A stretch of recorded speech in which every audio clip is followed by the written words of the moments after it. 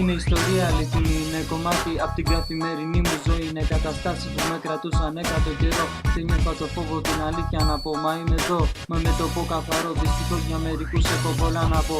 Αρχίζω πολύ απλά να οδηγηθώ όλες τις νύχτες που είχα κλειστεί ακόμα και στον εαυτό μου. Προσπαθούσα κάτι διαφορετικό να πω.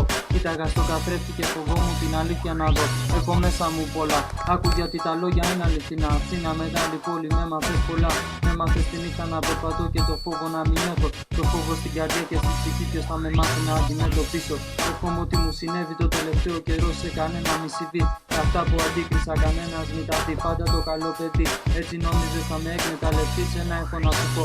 Άντε και γαμίσου μου να σ' αφήσω απ' την αρχή μαζί σου. Για να είσαι εσύ καλά κι ό,τι συνέβησε εμένα το περνούσες αδιάφορα.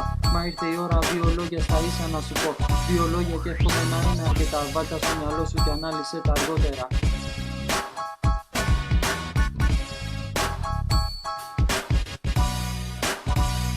Σαν βελόνα που αφήνει μελάνι στο σώμα, έτσι να θυμάσαι τα λόγια από το δικό μου στόμα.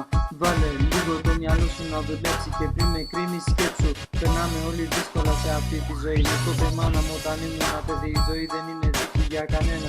Μην αφήσεις τα όνειρά σου να χαθεί. Έχει πίστη και μια μέρα θα συμβεί αυτό που πραγματικά θέλεις. Λέγοντας αυτά τα λόγια το πίστεψα κι εγώ και είναι εδώ. Στο χέρι μου μονίμως ένα στυλό. Γράφω ότι μου κατέβει και κοιτώ την καλή πλευρά της ζωής, αν και δεν είσαι δίπλα μου εσύ. Killeristics, κάτι παλικάρια στην Βοστόνη.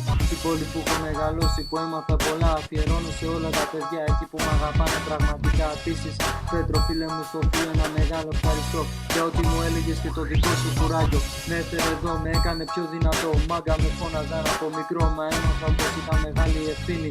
Απ' τα 15 μπήκα σε έναν άλλο κόσμο. Έγραφα σπίτους και σκέψεις σε ένα άδειο χαρτί. Κάνω αυτό που με ικανοποιεί και απλά σου το λέω, αυτό το τραγούδι είναι μόνο η αρχή.